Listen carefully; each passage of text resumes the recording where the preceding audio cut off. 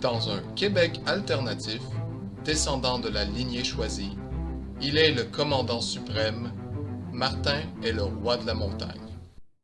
Bienvenue tout le monde au Roi de la Montagne. Je suis Martin Servant, Votre Majesté. Et aujourd'hui, on va débattre d'un sujet fort intéressant, le quota dans le recrutement dans les organisations du Royaume. Et pour me conseiller, aujourd'hui, j'ai conseillé Benoît Racette. Bonjour Majesté. Et as-tu une raison? Une raison pour être ici. Oui, dans le fond, oui. Ben, en fait, vous le savez, Majesté, j'ai été au contact de personnes qui étaient jusqu'à pas si longtemps invisibles, en présence des miséreux, des gens qui ont beaucoup de difficultés dans notre royaume. Et je dois avouer que c'est là où j'ai eu envie qu'ils aient un destin meilleur. Et quoi de mieux pour avoir un destin meilleur dans le royaume ou ailleurs que d'être visible, de prendre part aux décisions et aussi de prendre la parole.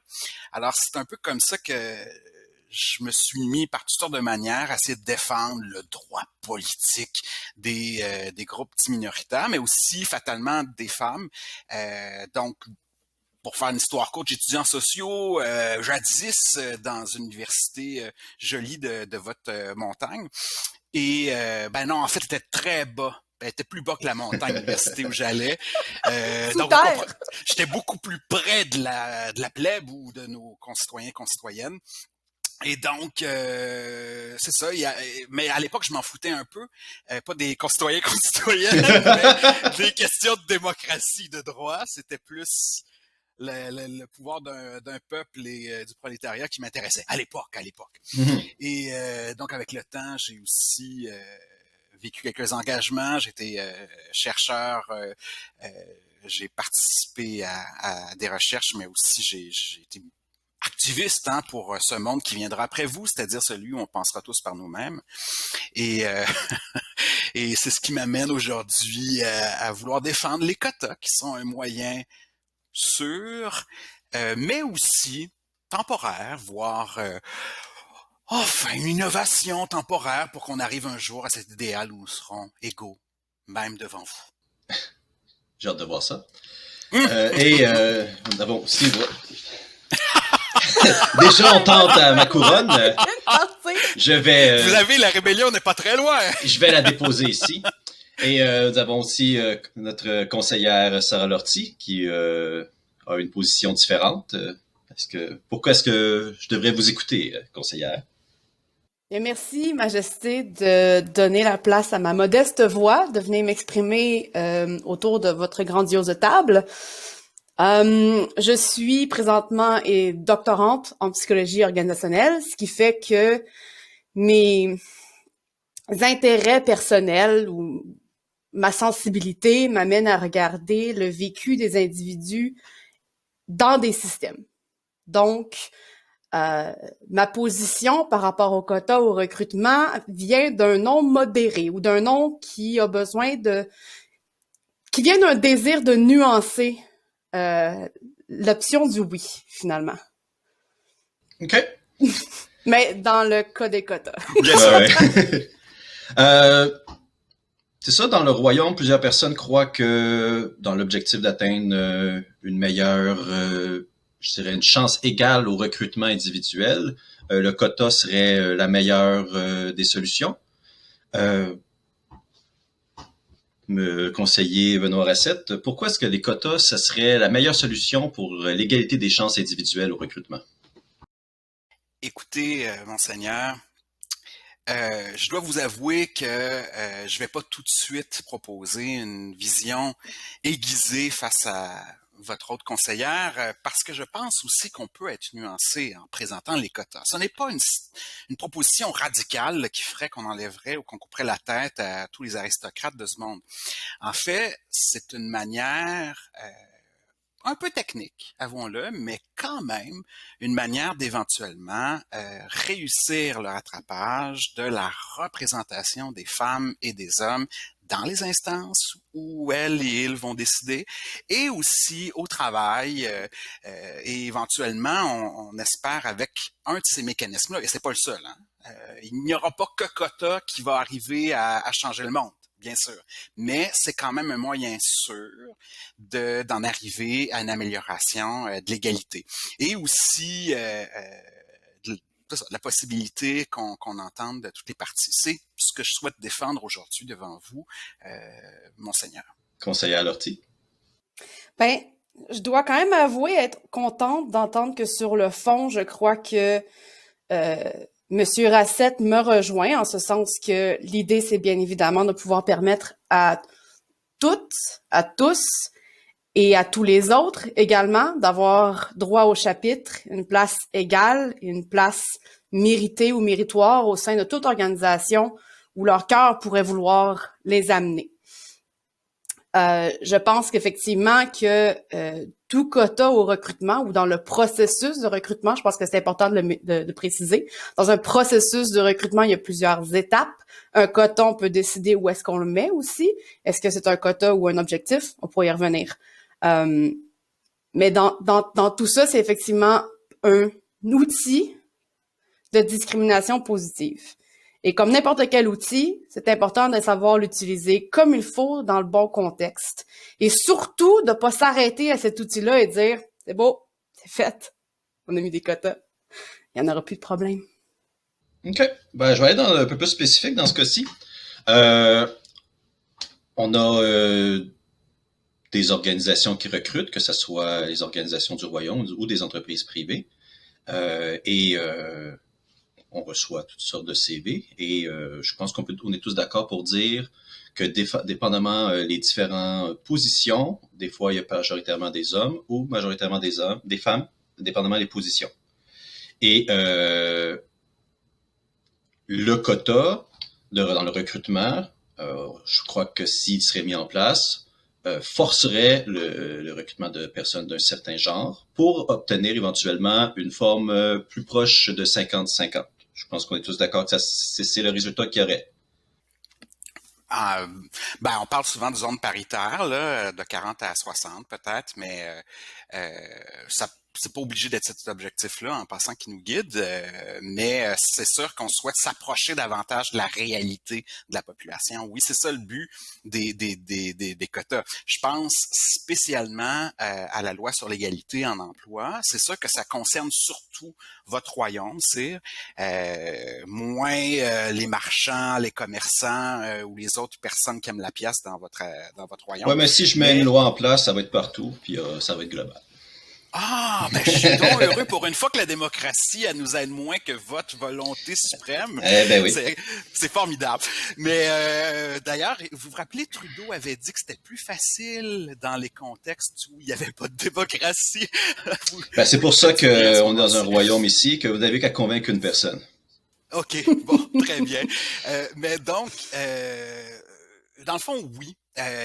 Parce que on s'entend que le programme d'accès à l'égalité dans votre royaume est mis en place dans l'espoir qu'on y arrive aussi dans le monde privé ou des commerçants ou même des bourgeois, qui sait.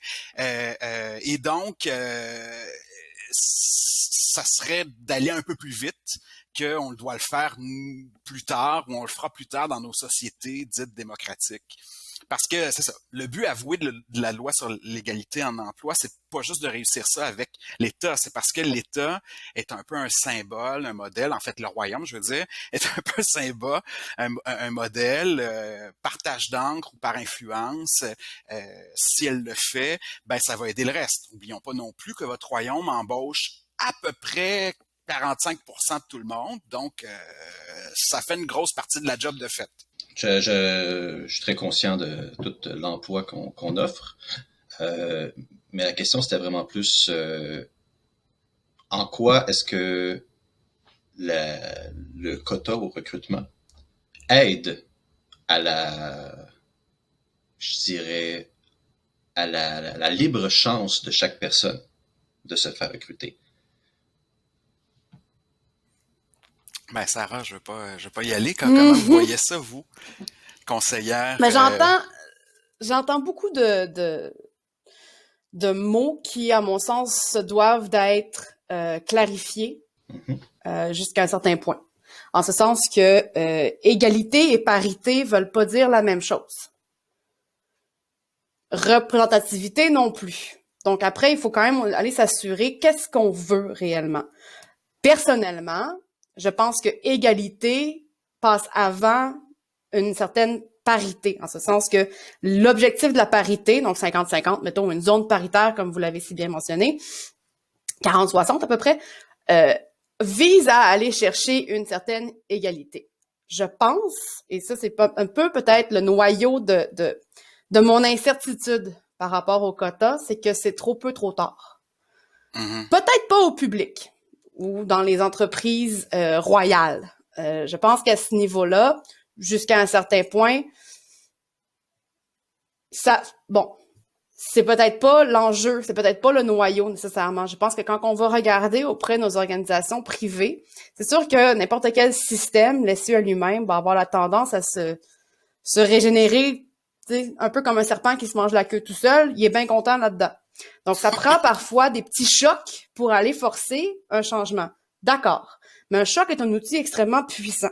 Et lorsqu'on éjecte, lorsqu'on met un choc, lorsqu'on choque un système, il faut s'assurer qu'on soit présent pour le contenir, ce choc-là, ou ben, finalement, pour faire plus de mal que de bien. Et je pense notamment dans le domaine du privé, où on n'a pas ou que très peu de quotas. On va avoir des objectifs, parfois des objectifs d'embauche, mais encore là, on va parler principalement au niveau des conseils d'administration ou tout ce qui est dans la direction. Mais si on regarde au privé, dans des industries ou des entreprises ou des milieux où il y a une certaine culture, où il y a certains stéréotypes qui sont encore très forts, si on impose des quotas sans rien faire d'autre, on vient de potentiellement créer des traumas ou des blessures pour les personnes qui vont être ces personnes token, les premières engagées de ces quotas-là.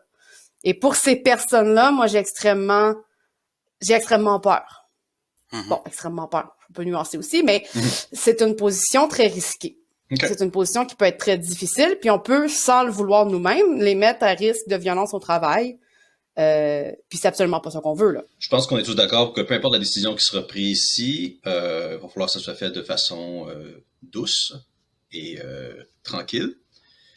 Question de pas trop bouleverser les changements dans le royaume. On peut pas avoir de Votre couronne est si éclairée. Et voilà. Je suis ému. Votre nez est si brun. Non, mais n'ayez crainte, généralement, il n'est pas brun, il est bleu. Il faut pas se sentir mal. La question que je me pose, c'est pourquoi est-ce que dans certains domaines, il y a plus d'hommes ou de femmes qui, dans le fond, qui finissent par être recrutés? Mais avant, je répondrais quand même, et j'oserais intervenir si vous permettez, oui. Majesté, conseiller à ce que vous venez de dire tous les deux. En fait, je suis extrêmement sensible à ce que conseillère Sarah a amené. Effectivement, des fois, quand c'est rigide, c'est difficile pour les personnes en milieu de travail de s'adapter. Puis c'est vrai qu'il y a des risques, en fait, à avoir une manière un peu radicale de faire les choses.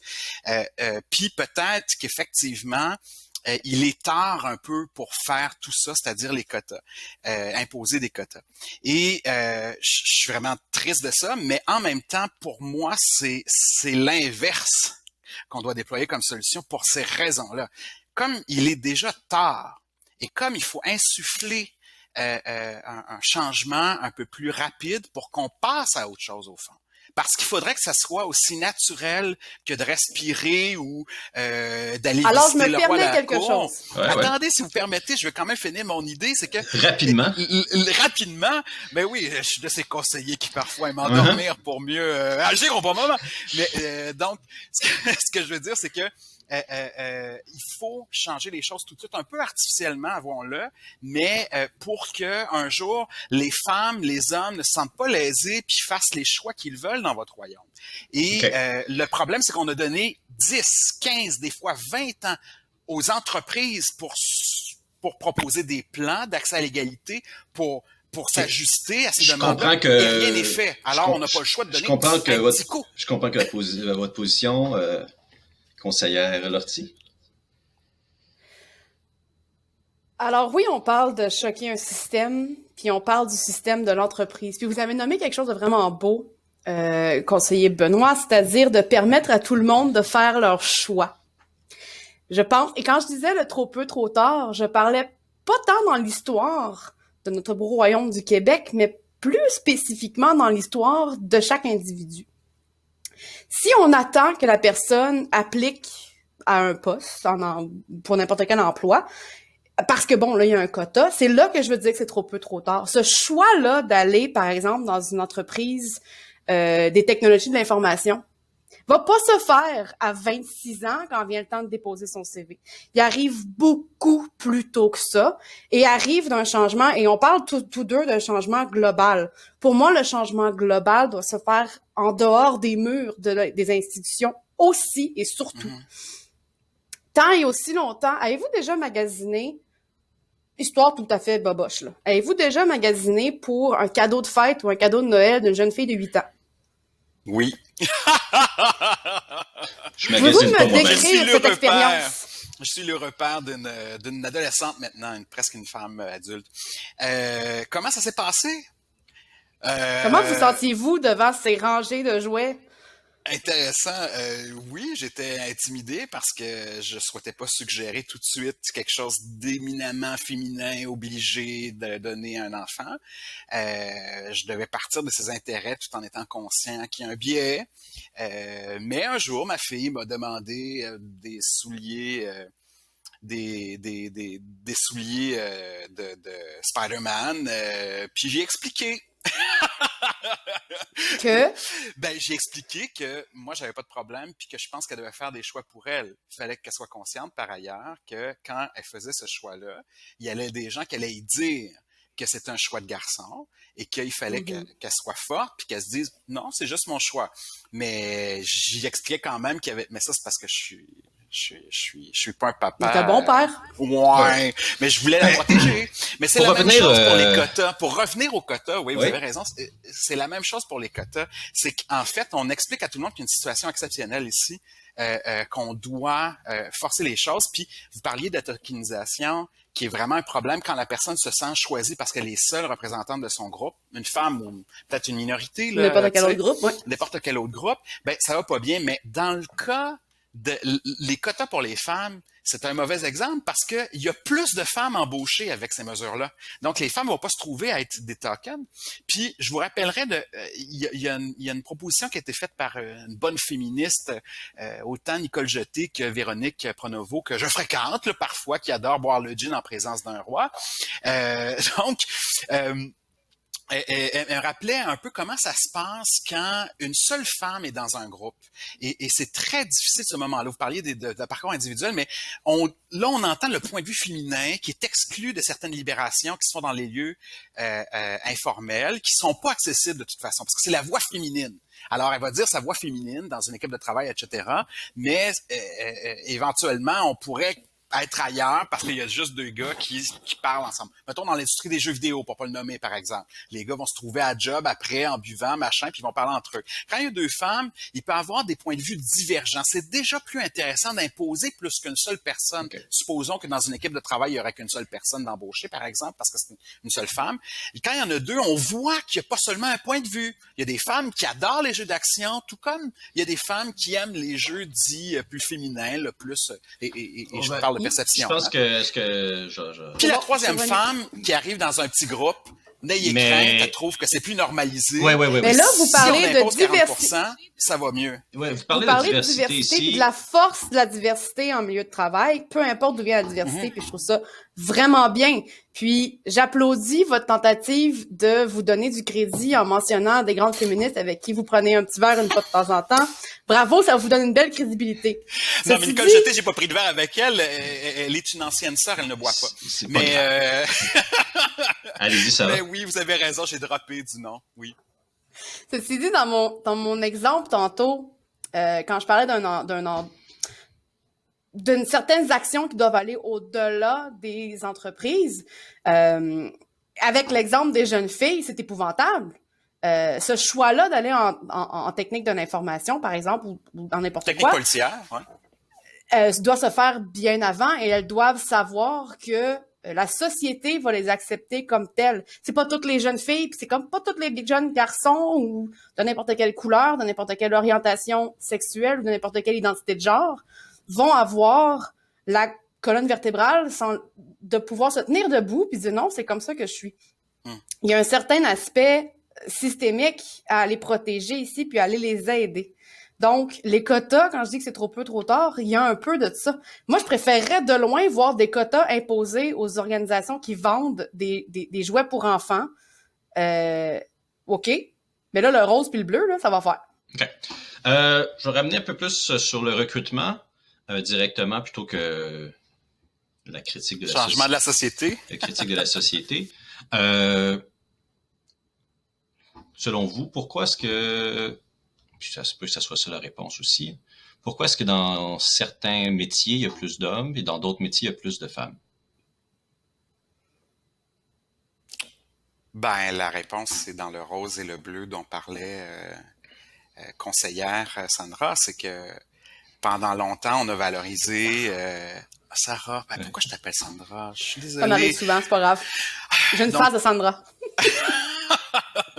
Bon, alors, chère conseillère Sarah, ça fait longtemps qu'on dit que être pompier, puis qu'on montre des images, puis qu'on explique, puis qu'on valorise ça comme un job de valeureux garçon, alors que l'infirmière, déjà, c'est dans les comportements qu'on aura privilégiés quand un enfant est tout jeune, puis qui s'occupe des autres. Tout ce qui est le caring. Exact. Le care, on l'a déjà valorisé, mais depuis la naissance parfois. Tu sais, imaginons même avant que l'enfant vienne au monde, on le présuppose à partir de son sexe. Donc c'est ça qu'il faut changer. Puis on n'arrivera pas à changer ça seulement avec un quota. Sauf que si vous avez un enfant qui est dans un monde où il sait qu'il y a des quotas, il sera rassuré aujourd'hui, pas demain, parce que demain ça ira mieux, mais aujourd'hui, ben il sait que ça sera pas par rapport au fait qu'il est un homme ou une femme qui va être préféré ou discriminé s'il veut être dans le monde des jeux vidéo, par exemple. OK, mais dans ce cas-ci, j'ai une question. Sans quota, dans une situation où est-ce que les gens peuvent aller dans la carrière qu'ils veulent, on voit que il y a plus d'hommes et ou de femmes dans certains métiers. Et si je comprends bien, ce que vous êtes en train de dire, c'est que c'est la société qui impose cette idée-là aux gens? Je viendrai au secours de conseiller Benoît, si vous me permettez. Ben, pas juste au secours, ça... j'attendais parce que je sais que vous allez avoir une réponse heureuse à ça.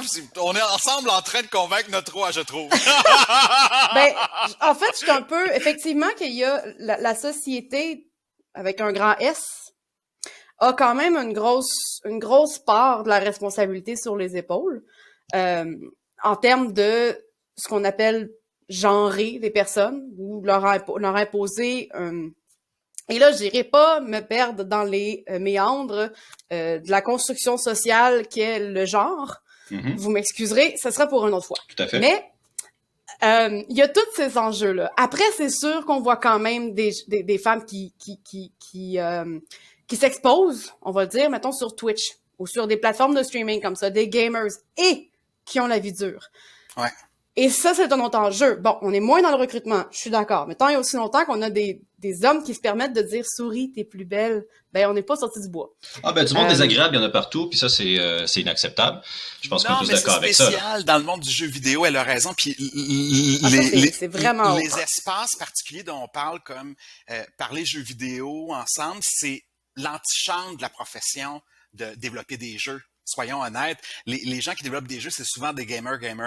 Puis il y a déjà là presque un apprentissage de la profession, puis on y retrouve les problèmes qu'on énonce, c'est-à-dire que les sujets sont pas traités également, puis que les filles sont réduites à leur apparence, même alors qu'on parle de jeux vidéo. Ceci dit, dans des optiques de discrimination positive, parce qu'on voit un enjeu, on le voit bien qu'il manque de femmes par rapport à une proportionnalité de la population, mettons, ou c'est quand même un peu étrange qu'on soit une minorité quand, statistiquement parlant, il y a vraiment pas mal autant de femmes que d'hommes. Donc, la minorité, on s'entend, ne se définit pas de par le nombre statistique, mais de par la représentativité relative dans certains contextes ou dans certains milieux. Donc, pourquoi est-ce qu'il n'y en a pas? Ça va être un débat longtemps. On a quelques petites pistes de réponse ici, mais je pense qu'au-delà de ça, toute mesure de discrimination positive se veut un outil de rétablir une certaine équité, une certaine égalité, et pour tous. Ceci dit, l'enjeu des quotas, et c'est pour ça que ma position est dans le, je dis non nuancé, c'est plutôt un oui, mais, donc, OK, mais on va pas faire rien que ça, là. S'il y a des quotas qui sont mis, et c'est là l'enjeu, on peut les mettre dans les paliers gouvernementaux, il y a une manière de faire. On peut les mettre dans des usines, il y a une manière de faire. Il y a une étude qui doit être faite d'abord et avant tout, pour savoir quel est l'état de la situation, et ces changements-là, ces chocs-là, qui viennent de quotas à l'embauche, de quotas à la récolte de curriculum vitae. On parle pas tout à fait de la même chose non plus. Il y a plein d'autres options aussi. Donc, il faut quand même étudier chacun de ces milieux-là parce qu'ils ont tous leur propre, on va dire sous-culture, où ils ont tous leur propre type ou stéréotype. Et selon l'enjeu, ben là, on peut aller chercher des outils de discrimination positive qui vont réellement aider dans un contexte aidant. On peut, l'application sera faite par les employés de l'État. La question que je me pose ici, c'est que vous semblez dire que le quota va amener le quota sera vu aussi dans le genre les personnes qui vont émettre leur candidature. On s'entend que dans un domaine où est-ce que 80% hommes, 20% femmes, ou vice-versa, il y a absolument les personnes, le nombre de candidatures reflète ce taux-là. Et là, ce que vous me dites, c'est que si on émet des quotas, soudainement, il va y avoir 50% de candidatures hommes, 50% de candidatures femmes. Alors pourquoi? Parce que dans ce cas-ci, si le recrutement se fait, et donc on fait l'exemple, si le recrutement se fait dans le cadre où est-ce qu'on est toujours en train de choisir la personne la plus compétente et qu'on émet des quotas, mais que, dans le fond, si on émet des quotas, il faudrait que j'aille 50% de candidatures hommes, 50% de candidatures femmes. Mais je vois pas comment le quota va amener les candidatures. C'est que ça dépend, effectivement, ça dépend où on met le quota. Si on met le quota à l'embauche, qui est finalement une des dernières étapes du recrutement, bon, ici, ben, on va décider qu'on va embaucher pour aller égaliser ou aller chercher une certaine parité ou un certain objectif de représentativité homme-femme au sein de notre organisation. Donc, on va pas aller chercher un quota par rapport au nombre de CV qu'on a obtenu. On va aller chercher un quota par rapport au nombre d'employés qu'on a de ce type de poste-là au sein de l'organisation. C'est important aussi de considérer qu'on parle de type d'emploi et non pas au sein de l'organisation en général. Oui, là où on peut mettre un quota, ça peut être avant aussi dans le processus de recrutement. Ça peut être, on décide de commencer à observer les CV lorsqu'on a un certain nombre atteint de femmes et d'hommes, par exemple. Donc, on parle moins peut-être d'un quota au sens pur et dur, mais on parle d'une idée d'objectif ou d'une idée de cible. OK, non, on a ouvert les vannes, on attend que les CV rentrent. Et si on n'a pas l'atteinte de cette cible-là ou de cet objectif-là, on a 2 CV de femmes et on a 25 CV d'hommes, c'est qu'on n'est peut-être pas en train de chercher à la bonne place. Et c'est quelque chose qui est intéressant chez les quotas parce que qu'est-ce qu'ils cherchent à faire au final? Ils cherchent à, on l'a dit tantôt, choquer le système, mais ils cherchent à casser un peu ces espèces de réflexes-là de ben, je vais aller chercher ce qui je sais où aller chercher. Si je suis un homme dans mon... Puis c'est pas un défaut d'être un homme, là. Puis d'être dans sa carrière depuis 35 ans, ben, c'est parfait, mais après, on connaît ce qu'on connaît. Donc, si on se donne comme objectif ferme, un quota, d'aller chercher au moins, je sais pas moi, 10 candidatures de femmes pour chaque poste ouvert, et qu'on en a que 2, c'est que là, il va falloir user d'ingéniosité un petit peu et d'aller chercher, OK, il y a peut-être quelque chose qu'on fait pas de correct. Et ça peut aller dans où est-ce qu'on met la candidature, où est-ce qu'on l'affiche, quel site on utilise, et qu'est-ce qu'on met dedans. Parfois, dans l'offre d'emploi même, il peut y avoir beaucoup de lacunes et beaucoup de demandes et de points qui n'ont pas d'allure ou qui sont simplement pas équitables. Ben, à commencer par on a besoin d'hommes pour faire la job. Mais au-delà de ça, écoutez, j'arrive pas à être en désaccord avec votre conseillère. C'est heureux. Vous voyez à quel point vous devriez opter pour nos idées. Moi, quand je parle quota, je pense beaucoup au programme d'égalité en emploi parce que c'est ça la mesure qui existe au Québec. En fait, pas au Québec, mais dans votre royaume. Le royaume du Québec. Le royaume du Québec, voilà. D'ailleurs, il y a un Saguenayen qui l'a déjà créé, je sais pas si vous vous rappelez. Et Alors, regarde là. ouais, mais Ouais. donc, je vais y aller vite. Ce que je veux dire, c'est que il faut que les marchands de votre royaume adoptent un plan d'accès à l'égalité. Puis effectivement, ce plan-là diffère d'un milieu à l'autre. On peut pas faire de la même manière partout. En construction, on peut pas se comporter de la même manière qu'en soins infirmiers, par exemple. T'sais. Et donc, il y a des cibles qu'on doit identifier qui doivent se rapprocher comme organisation, qui doivent se rapprocher de la réalité populationnelle. Puis, on doit mettre en branle toutes sortes de mesures pour y arriver, comme elle le disait, avant l'embauche, peut-être aussi en regardant d'abord froidement, c'est quoi la composition des gens qu'on embauche? Est-ce qu'on a tendance à embaucher 90% d'hommes qui sont tous blancs? Ben oui, donc il y a un problème, il faut penser à quelque chose. On part de là, la réflexion. Un instant, vous dites qu'il y a un problème. Pourquoi il y aurait un problème? Ben parce que c'est pas normal que il y ait autant de gens qui se ressemblent, qui travaillent ensemble, puis qu'il y ait aucune diversité dans notre milieu. Ça veut dire que c'est extrêmement... Ben, je parle aussi d'une certaine masse critique, on s'entend. Dans un restaurant, c'est sûr que si on est trois à travailler dans un restaurant, c'est pas la même logique que si on est une entreprise qui embauche 500 personnes. Une entreprise qui embauche 500 personnes, elle a la masse critique pour être capable de dire « Mon Dieu, j'embauche 458 hommes, puis les femmes sont relayées à tous des emplois administratifs. Peut-être que je suis un peu dans les années 60. » Ceci dit, j'abonde un peu dans ce sens, mais je rajouterais que la diversité de tout, la diversité d'opinion, la diversité d'idées, la diversité de culture et d'origine, toutes ces diversités-là et j'en passe, permettent, et c'est démontré, par contre, là, j'ai pas les études. Il faudrait quand même me demander un peu d'avance où je peux vous les envoyer par la suite, il y en a plusieurs. Uh-huh. Mais la diversité favorise l'innovation. Il y a comme un son en moins. La diversité favorise l'innovation, favorise, quand c'est bien fait, la performance des équipes. Et on parle, la diversité se monnaie. La diversité donne un avantage lorsqu'elle est bien gérée à beaucoup d'entreprises. En fait, à toutes les entreprises qui savent bien gérer la diversité. Okay. Donc, c'est un plus. On veut des entreprises diverses. Je vais poser une dernière question, puis une réponse rapide de chaque personne rapidement. J'ai une entreprise dans laquelle un poste a 80 hommes et 20 femmes. Et comme de fait, un poste se rouvre, j'affiche et je reçois, sans surprise, 8 CV hommes et 2 CV femmes. Qui est-ce que je dois recruter, Benoît? On t'entend pas. J'ai plus de son de la part de Benoît. Vous avez tué votre headset.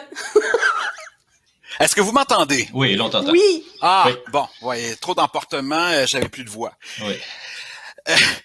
En fait, c'est ça, à compétence égale, on préfère une femme. Mais vous me parlez d'une action, c'est un peu réducteur. En fait, il faudrait que vous ayez une politique qui vous dit, à l'avenir, à compétence égale, nous embaucherons des femmes. Parce que on doit... Les politiques, c'est moi qui les choisis, là. Donc, normalement, vous dites que je devrais avoir systématiquement, à compétence égale, la nécessité d'obliger d'engager une femme dans cette situation-là. Oui, à compétence égale. À compétence égale. Si les femmes n'ont pas les compétences requises pour l'emploi, je comprends. C'est bon. Je pense que j'ai compris ce que vous dites. Sarah? Je n'irai pas jusqu'à l'embauche avec ce processus de recrutement-là. Je le recommencerai. Donc, ça revient un peu à ce que je disais plus tôt. On a eu 2 CV femmes, 8 CV hommes. On avait, dans l'optique, on avait un objectif d'avoir au moins 50-50 ou d'avoir au moins 5-5 avant de commencer à même les regarder, les CV. Okay. On n'a pas atteint 5-5. Il y a un enjeu. Donc, on va aller d'abord analyser ce qu'on a fait, puis aller voir à comment est-ce qu'on pourrait recommencer ce processus de recrutement-là en favorisant une nomination ou une candidature de femmes. D'accord. Dernière question. Vous dites que c'est la responsabilité de l'organisation de recevoir des CV dans une zone paritaire, de recevoir des... c'est ce que Sarah dit, que c'est la responsabilité de l'organisation de recevoir des CV de façon un peu paritaire. Et En fait, mon roi, je me permettrais oui, de clarifier que c'est la responsabilité de l'organisation de faire en sorte de favoriser la réception de candidatures paritaires. OK. Mhm. Favoriser En ou commençant par recevoir. écrire peut-être dans l'annonce, vous travaillerez en milieu qui accueille favorablement la diversité ou quelque chose comme ça. Oui, À ça existe, on le compétences voit parfois, oui. égales, à compétences égales, les personnes issues des minorités seront favorisées. OK. Euh, Moi, la question que je me pose, puis je crois que j'ai pas encore eu l'entière réponse, c'est pourquoi est-ce que dans certaines façons, euh, il y a des CV qui sont plus d'un genre ou d'un autre qui sont reçus. Ce que je comprends de conseillère Sarah, c'est que c'est l'organisation qui prend pas les mesures nécessaires pour recevoir. Est-ce que vous avez une autre réponse? En fait, pour tenter de bien comprendre votre questionnement au Mont-Roi, et votre questionnement relève de votre intellect très, très bien pointu. En ce sens que vous posez une question complexe qui ne peut pas être répondue d'une réponse simple. OK. Et ça, c'est tout à votre honneur. Mais un pourquoi est-ce que dans la situation X, on va avoir plus de candidatures d'hommes que de candidatures de femmes? Ou vice-versa? Ben forcément, votre question s'inscrit dans un système. Donc, on a abordé peut-être quelques options de culture, de préjugés, de stéréotypes, d'éducation, d'accès à l'éducation, dépendamment. Et après, ben, est-ce que la candidature mise disponible démontrait réellement ou donnait réellement une chance à tous les types de candidatures intéressantes? Peut-être pas. Est-ce qu'ils sont sortis de leur propre réseau ou pas? S'ils ont affiché seulement dans les mêmes réseaux depuis tantôt, depuis tout le temps, qui engagent au sein même de compagnies compétitrices qui utilisent les mêmes types, ben, on reste en même tal. Donc, c'est une question extrêmement bonne qui demande, je crois, malheureusement, une analyse un peu plus poussée de chaque situation où ça arrive. Parce que chacune d'entre elles va avoir une réponse, la bonne réponse, mais qui risque d'être différente. OK.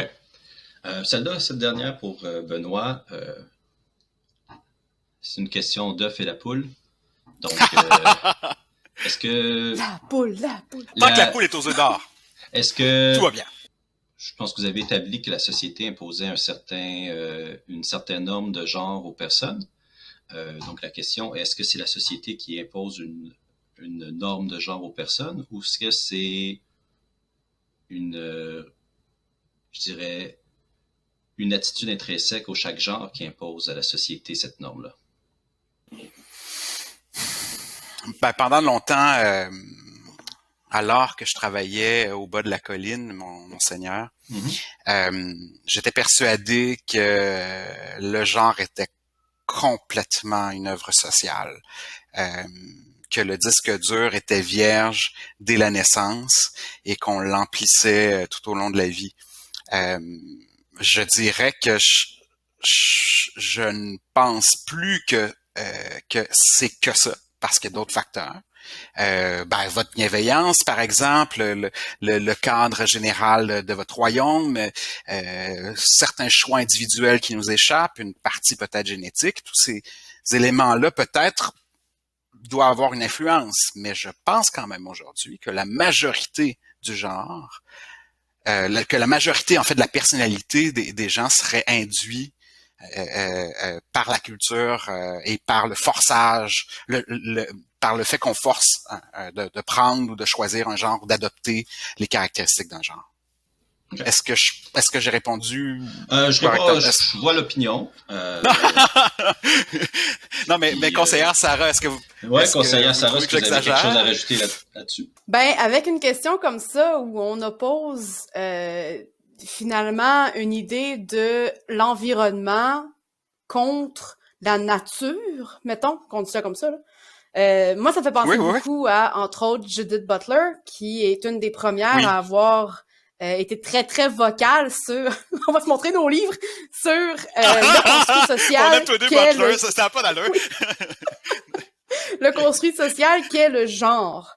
Mais il faut faire attention. Bon, après, j'ai tendance à aller du côté de Madame Butler, de dire, oui, il y a des bonnes parties, parce qu'on regarde historiquement, on regarde dans d'autres cultures, ce qui est typiquement assigné à un certain genre va varier. C'est donc que c'est forcément, et là je simplifie, ok? Mais c'est donc qu'il y a une part extrêmement immense de l'influence du social ou du sociétal sur le genre. Après, les hormones, la famille, les intérêts personnels, les forces, le talent naturel, on en a, peuvent influencer. Donc, c'est encore une fois une question très complexe. Mais dans la société où nous sommes maintenant, on a quand même nos propres responsabilités à prendre, puis on a nos propres défauts et nos propres problèmes.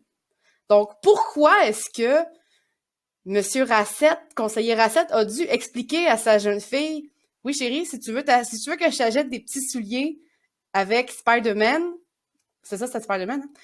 C'est correct, j'ai pas de problème. J'ai pas de problème. Ça va me faire plaisir, mais sache que ça se peut que tu te fasses gosser avec ça. Là, on a un enjeu. Parce qu'il était obligé de le faire. Donc, tant et aussi longtemps qu'on est obligé de le faire, on a encore un problème. D'accord. Donc, petit mot en une minute chacun. Conclusion. Dernier.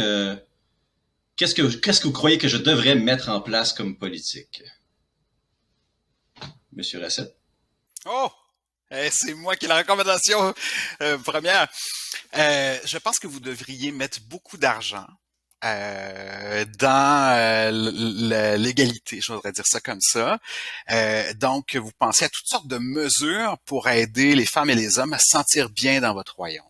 Et ensuite, il faudrait aussi progressivement installer des quotas, mais des quotas qui sont compréhensif et ajustable. C'est-à-dire que vous allez responsabiliser chacun des marchands-marchandes sur leur objectif à plus long terme et sur les possibilités qu'ils peuvent avoir et aussi des manières de les soutenir là, pour une meilleure observance de y a-tu trop de femmes, y a-tu pas assez de femmes, y a-tu trop d'hommes dans mon entreprise, puis qu'est-ce que je peux faire pour que ça change et que tout le monde se sente bien chez moi.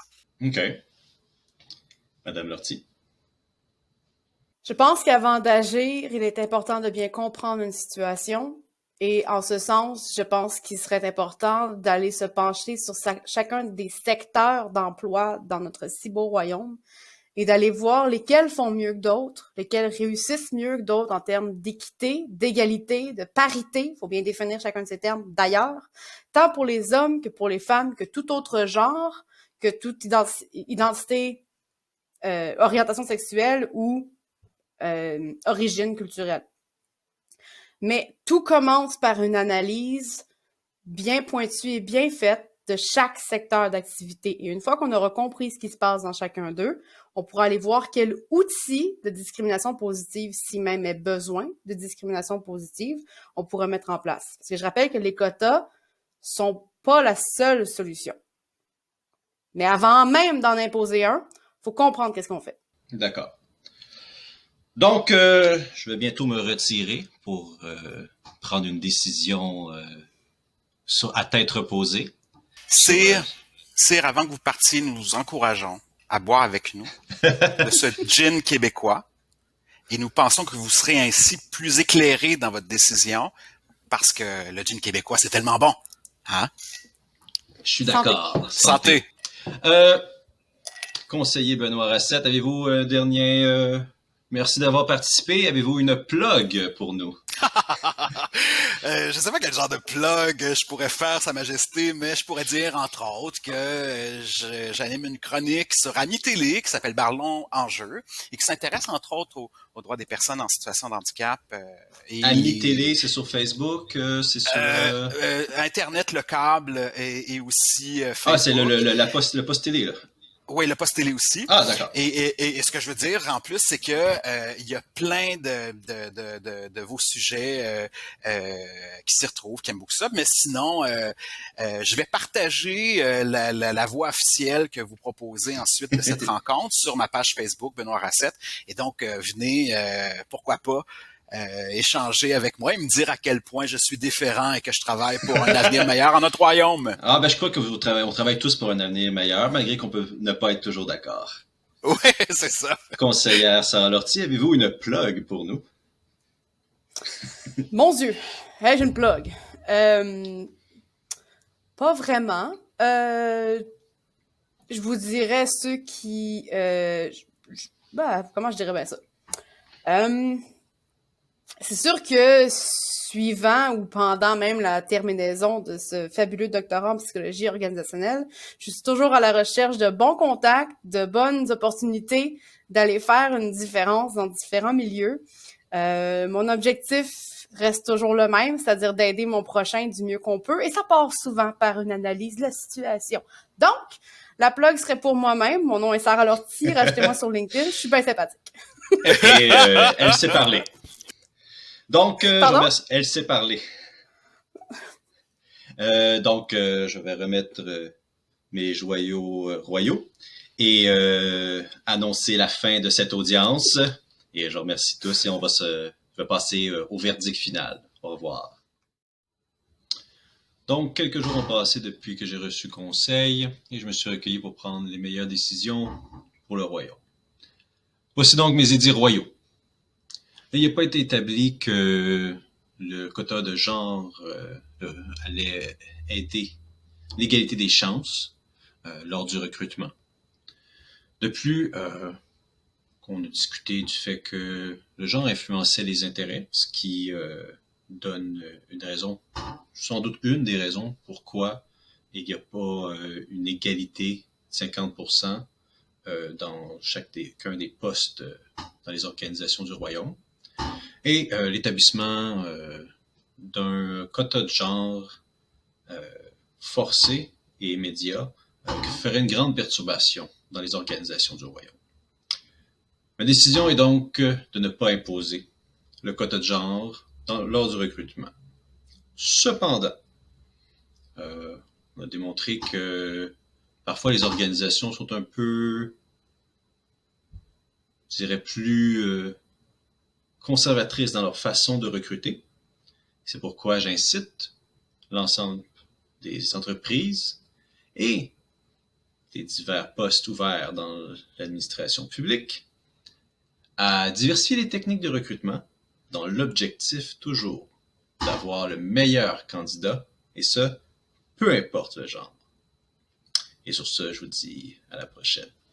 Le Roi de la Montagne est un podcast amateur qui nécessite certaines dépenses. Si vous souhaitez nous supporter et supporter la trésorerie du royaume, vous pouvez aller sur notre Patreon et vous pouvez aussi aimer notre page Facebook et partager nos vidéos. À la prochaine.